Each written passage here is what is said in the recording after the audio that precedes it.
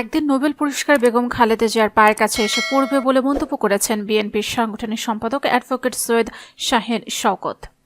সৈয়দ শাহীন শওকত বলেন, পৃথিবীর মানচিত্রে গণতন্ত্রের ইতিহাস রচনা করলে গণতন্ত্র প্রতিষ্ঠার কোনো সংগ্রামের ইতিহাস লেখা হয়, তাহলে বেগম খালেদা জিয়ার নাম স্বর্ণাক্ষরে লেখা থাকবে। নোবেল পুরস্কার পাওয়ার জন্য শেখ হাসিনা কত না দেন দরবার করছেন।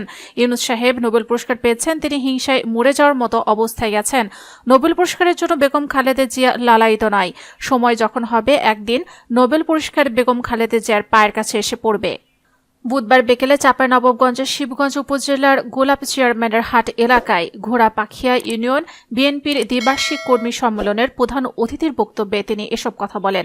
ঘোড়াপাখিয়া ইউনিয়ন বিএনপির আয়োজনে অনুষ্ঠিত সম্মেলনে তিনি আরও বলেন, শেখ মুজিব 25 মার্চ কালো রাত্রে পাকিস্তানের বিমানে চেপে দেশ ছেড়ে ভুট্টোর কোলে বসে নিরাপদে বসবাস করেছেন, অথচ সে সময় জিয়াউর রহমানের ডাকে দেশের মানুষ যুদ্ধে অংশগ্রহণ করে রক্ত দিয়ে দেশ স্বাধীন করেছে।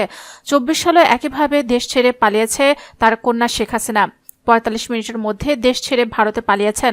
মহান সৃষ্টিকর্তা তার এমন দশা করেছেন তার কৃতকর্মের ফল হিসেবে। তিনি না পালালে ছাত্র জনতা তার প্রত্যেকটা লোমকূপ থেকে মাংসপিণ্ড ছিঁড়ে তার মধ্যে থাকা শয়তানের আত্মা বের করে নিত।